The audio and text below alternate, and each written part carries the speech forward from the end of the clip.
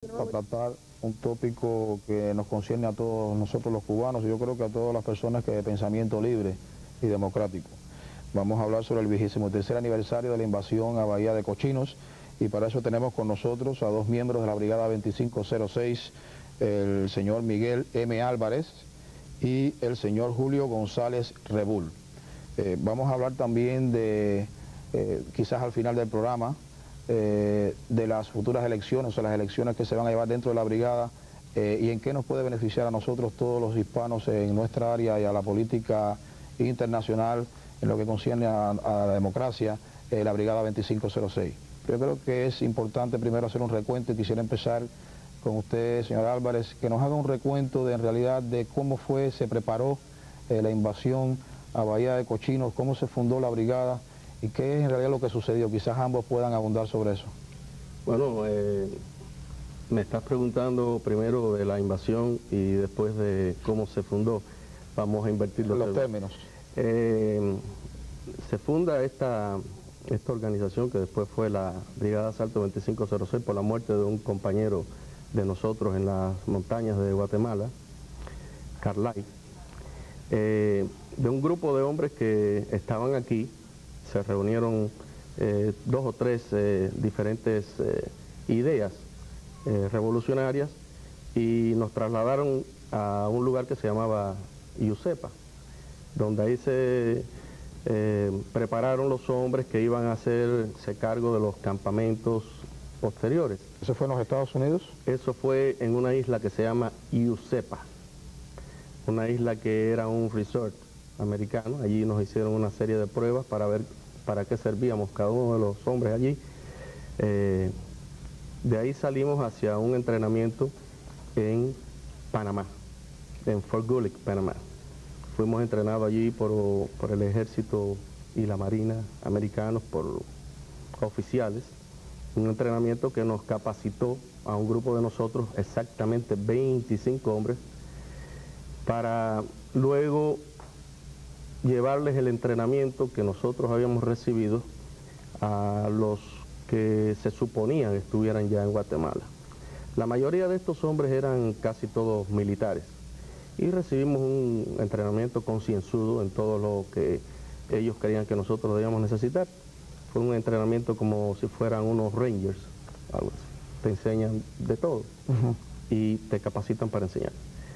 Entonces de ahí salimos hacia Guatemala, en donde del grupo pues nombraron las responsabilidades de cada uno, a qué se iba a dedicar cada uno, y nombraron un jefe de nosotros, al señor Oscar Alfonso Carol, jefe de entrenamiento de los campamentos. Desde luego nosotros habíamos sido entrenados en campamentos americanos bien formados. Recibimos una gran sorpresa cuando fuimos a Guatemala después de estar en la finca Helvetia y subir a lo que iba a ser nuestra área de preparación y encontrarnos con que allí no existía nada de lo que nosotros esperábamos. Simplemente un lugar donde se cocinaba casi a la intemperie y una barraca mal hecha. Además está decirte que el primer entrenamiento que tuvimos que hacer ahí fue el arme y el desarme del pico y la pala. Fue un departamento de ingeniería, sí, ¿no? Completamente. Tuvimos que allí empezar a hacer nuestras propias lugares de trabajo, nuestro lugar donde estábamos viviendo, duchas, en fin, todo lo que necesitábamos para nosotros, desde luego contando con los materiales que nos iban enviando. Se dejó la base Helvetia como una base de aprovisionamiento, que ahí teníamos también personal de nosotros que recibía todo lo que nos suministraban nuestros aliados. Bueno, en ese trámite pasamos varios meses después de... ¿Cuántos hombres fueron a entrenar? En la primera etapa, cuando nosotros llegamos a los campamentos, habrían unos 200 o 225. Eso te estoy hablando de agosto del 1960. Pero posteriormente, todas las semanas iban llegando 40, 50, 100 personas más, los cuales enseguida se le iba distribuyendo entre los diferentes equipos que habían allí para su entrenamiento.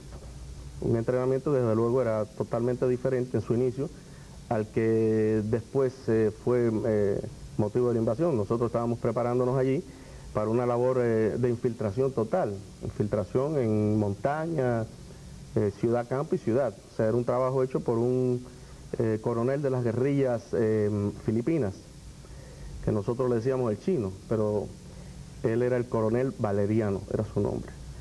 Y él nos entrenó a nosotros, o sea, nos programó el entrenamiento simplemente para empezar a subvertir el orden dentro de Cuba y coordinar todos los movimientos internos que habían, que eran muchos en ese momento, así como cooperar con las guerrillas que existían en Santa Clara en aquellos momentos.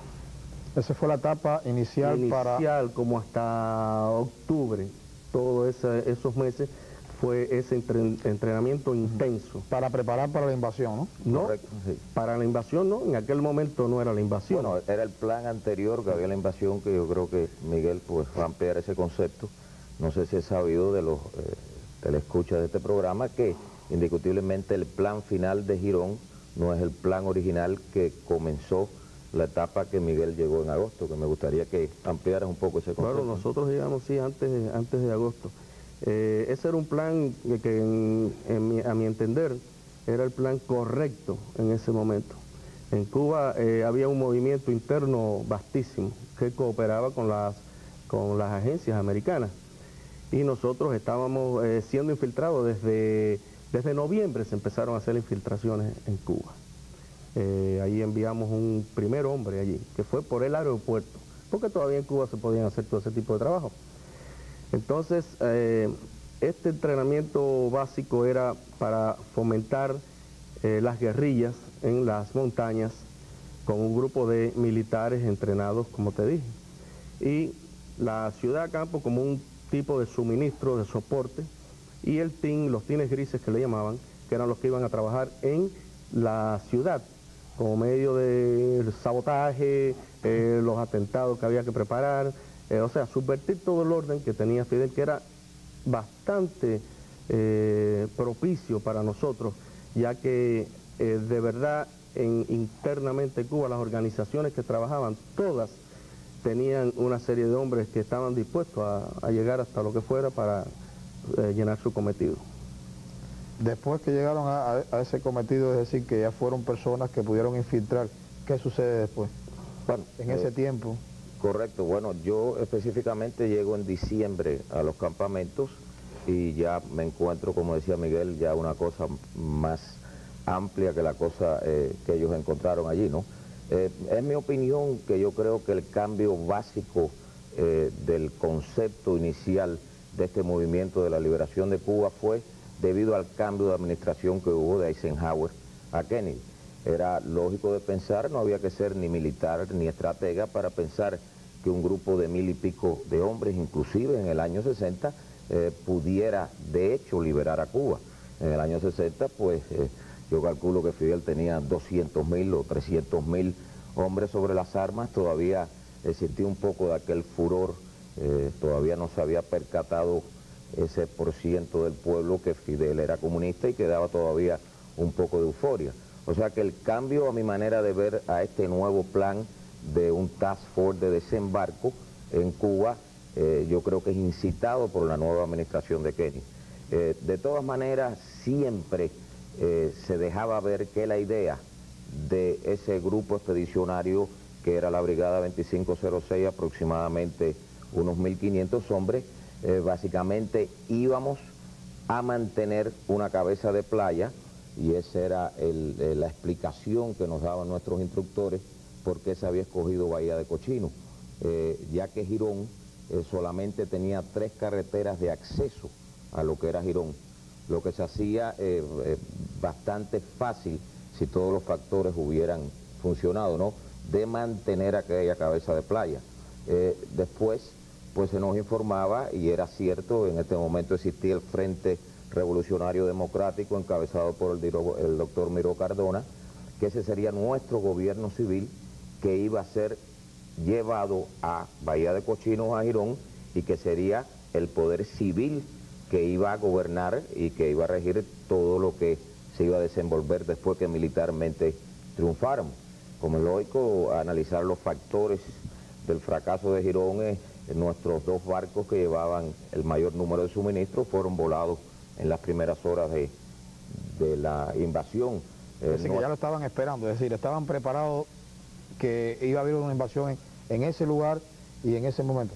Yo no te diría que específicamente en ese lugar, hasta inclusive hubo un problema cuando los hombres rana, que fueron los primeros hombres de nuestra fuerza que tocaron tierra, básicamente para balizar o marcar dentro de los arrecifes donde las lanchas de desembarco iban a dejar nuestros hombres, un jipi de patrulla de las milicias de Castro vio a uno de nosotros, a uno de los hombres ranas nuestros, y se estableció un tiroteo que se imagina porque el jipi después pues se desapareció, ¿no? Voló, y que comunicó por radio que estaban en ese momento ya desembarcando tropas, los barcos estaban frente a las costas cubanas ya, ¿no?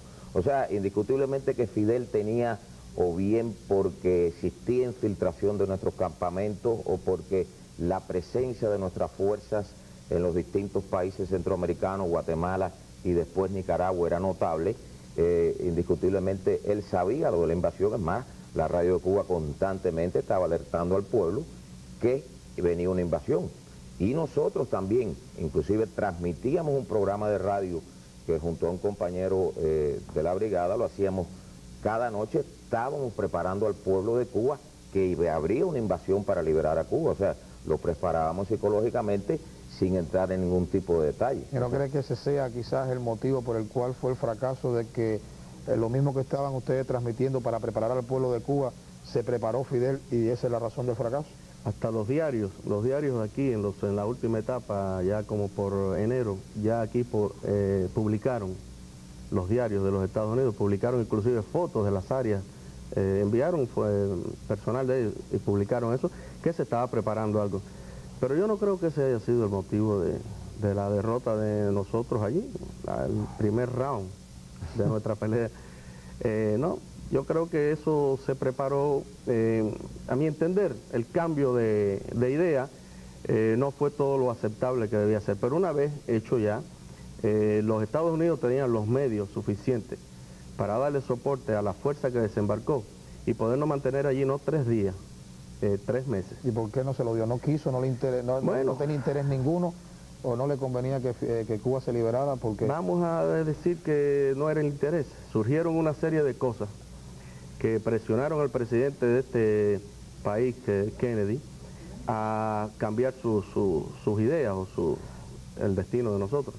Surgió aquel problema del avión en que Stevenson pues le dio una publicidad inmensa de que ese era un avión que había desertado de Cuba, que en este momento había un movimiento interno dentro de nuestra patria, que estaba siendo respaldado por los militares y por los aviones, y presentaron ese avión que luego el gobierno cubano, claro, aceptándolo estas personas de aquí, el mismo Stevenson, dejó saber de que era un avión que no era de ellos, porque aparecieron una foto luego que la demostraron allí, ¿no es verdad? Correcto, para que los televidentes entiendan un poco más esto, este fue un avión de nuestra fuerza que en este momento nos encontrábamos en Puerto Cabezas, Nicaragua, y que voló directamente a Miami con el capitán Zúñiga. Ese avión traía las insignias de la Fuerza Aérea Rebelde Cubana. A su llegada al aeropuerto de Miami, pues como con un número, ¿no? Sí, un número 333, un número de un B-26 que supuestamente había sido destruido en los bombardeos previos al 17 de abril. O sea, del bombardeo del 15 de abril, porque el plan original llamaba a un bombardeo el día 15 que se efectuó en Colombia, en San Antonio, en Santiago de Cuba, y un bombardeo que se tendría que haber efectuado el 16 de abril y que fue cancelado por órdenes de Washington o por órdenes de CIA. En fin, nosotros estábamos acuartelados en Nicaragua para volar el día 16 y se canceló esa misión. Hasta inclusive hubo una gran protesta por parte de todos los pilotos porque dejamos bien claro que el día 15 no se había destruido la parte aérea militar de Castro que se esperaba hacer. El avión es un arma que en una hora puede estar a 300 millas de distancia. O sea, claro, las fotos que se nos habían entregado nosotros anteriormente, tomadas una semana antes en Cuba por el U-2, demostraba dónde estaban situados los aviones militares de Castro, pero nadie podía garantizar que cuando llegamos una semana después no estaban allí. Claro. O sea, la llegada de ese avión a Miami, que era parte del plan de cobertura de la operación, dejó ver que era un avión de la Fuerza Aérea Rebelde Cubana que se había sublevado contra el régimen castrista, que a su vez los hermanos Verdaguer, que eran jefes de la aviación, habían pedido asilo político esa noche. O sea, que indiscutiblemente ante la opinión pública el plan lució una cosa coordinada, una rebelión interna de Cuba, el asilo de los jefes y una acción militar que empezaba por un bombardeo a las bases aéreas de Cuba. Y después esa foto de Stevenson, pues indiscutiblemente fue el primer engañado, ¿no? De esta cosa. Lo que sorprende, y si hacemos un análisis un poquito más profundo, es que indiscutiblemente ya cuando este país o Norteamérica se echa hacia atrás en este plan, ya ellos estaban tan involucrados y tan visiblemente siendo parte de aquello. Señalado totalmente. Los barcos americanos estaban frente a la costa, un portaaviones y 2 destroyers. Y sus aviones sobrevolaban. Entonces, ¿tú crees que el motivo del avión sea el motivo que paró al gobierno norteamericano en no envolverse más directamente y darle el apoyo que ustedes necesitaban? Bueno, yo te diría que fue un grano más de arena en la conmoción mundial que se formó con este hecho. O sea, cuentan los historiadores y muchos libros y personas que fueron parte, que Adlai Stevenson, que era el representante de Estados Unidos en la ONU, al sentirse que Cuba ratifica que ese avión no es de ellos, y fue a la Casa Blanca y presionó al presidente Kennedy, y es más, se le dice que le dijo que si no paraba totalmente el Bahía de Cochinos o la invasión, él saldría a la ONU con una posición contraria a los intereses de este país. O sea, se creaba hasta una crisis interna en el gobierno de Estados Unidos. Sin darse cuenta que lo que iba era contra los intereses de este país. Correctamente. Ya hicimos más o menos un poquito bastante larguito del análisis de lo que sucedió con Bahía de Cochinos. Ya han pasado pues 23 años de ese gesto heroico de ustedes. En esos 23 años, ¿qué se ha logrado? ¿Qué hemos logrado nosotros los cubanos? ¿Qué ha logrado la brigada? Eso está difícil de decir, porque yo no creo que hayamos logrado mucho. Si hablamos militarmente, o sea, Políticamente, lo hemos logrado porque el régimen de Fidel ha demostrado su incapacidad en regir una nación como esa. Yo no sé qué decirte políticamente. ¿En qué forma tú te refieres políticamente? yo quiero saber si, por ejemplo, murieron hombres, ustedes demostraron al mundo qué sistema se iba a imperar en esa isla, lo que en aquella época quizás muchas partes de América no se conocía y el mundo a veces estaba de espalda a lo que era el comunismo en realidad. Ustedes usaron con su gesto de bravura, le demostraron al mundo lo que estaban haciendo. Pasó aquello, hemos seguido viviendo en los Estados Unidos, se han seguido luchando, en los Estados Unidos cubanos han seguido muriendo en las playas cubanas, Castro se mantiene en el poder. ¿Qué ha hecho la brigada o qué han hecho los miembros de la brigada o qué oportunidad le han dado a los miembros de la brigada de poder hacer para demostrar de que ese régimen hay que erradicarlo, de que ese régimen no puede continuar porque puede perjudicar a América Latina como lo estamos viendo ahora en estos momentos con Nicaragua y otros países? ¿Y qué ha hecho el gobierno norteamericano después de aquella equivocación? Y vamos a ponerlo de esa manera, no vamos a poner que fue una cosa exprofeso, quizás vamos a ponerlo que fue una ceguera momentánea en aquel momento, que no le dieron el apoyo que ustedes necesitaban y se perdió Cuba. Que a través de esos 23 años, ¿cuál ha sido la participación del gobierno norteamericano en cuanto a la causa de Cuba? Bueno, yo creo que el hecho histórico del 17 de abril, que vale la pena sobre todo llevar la aclaración a los televidentes hispanoamericanos, como dije, ha sido el hecho bélico, la guerra mayor que se ha efectuado en el hemisferio occidental en los últimos 40 años. Indiscutiblemente el caso de Cuba, empezando desde el año 59, continuando por Girón y todos estos años, yo creo que ha sido una vitrina de lo que es el comunismo. Yo creo que indiscutiblemente la brigada, que en su origen fue formada con una idea militar, se ve incapacitada, y más en estos últimos 23 años, ante el poder bélico más poderoso de Latinoamérica. O sea, hablar que nosotros, los miembros de la brigada, y indiscutible haciéndolo más amplio, que el exilio, sin la ayuda de nuestros aliados llámenle quien le llamen, Estados Unidos o Venezuela, podemos liberar a Cuba, sería una triste verdad de aceptar, ¿no? Cuba es un poder bélico que necesita de la acción de todos los amantes de la democracia. La brigada yo creo que solo no forma parte de un hecho histórico, sino que tiene que ser una vigente voz de la realidad de Cuba y de lo que están sufriendo otros países que indiscutiblemente su base de subversión es Cuba. Por eso no solo los miembros de la brigada, los cubanos en el exilio, como todas otras valiosas organizaciones democráticas que existen en Miami, hablamos de Cuba y también hablamos de Nicaragua. Claro. Y hablamos de todos los países subvertidos por el comunismo que su base la tiene Cuba. Quiere decir entonces que la brigada debe de usar un rol ahora no tanto militar, sino como político, para quizás tal vez poder llevar el mismo símbolo que la brigada representa, no solamente en los Estados Unidos, sino en el mundo, para poder buscar quizás tal vez que a América Latina no le pase lo que le está sucediendo en este momento. Bueno, te voy a decir, no quiere decir tampoco que nos hayamos mantenido al margen de todo, porque hemos estado, como dijo Julito, bien atentos a toda la situación del mundo.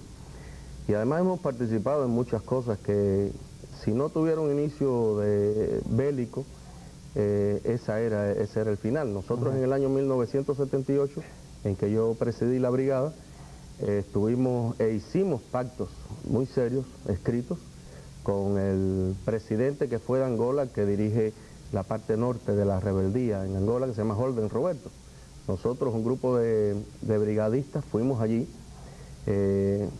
adentro de Angola, en muchísimas ocasiones a preparar un grupo de angoleños y a prepararnos nosotros también dentro de ese ambiente que no era el más apropiado para nosotros, porque son diferentes naturalezas.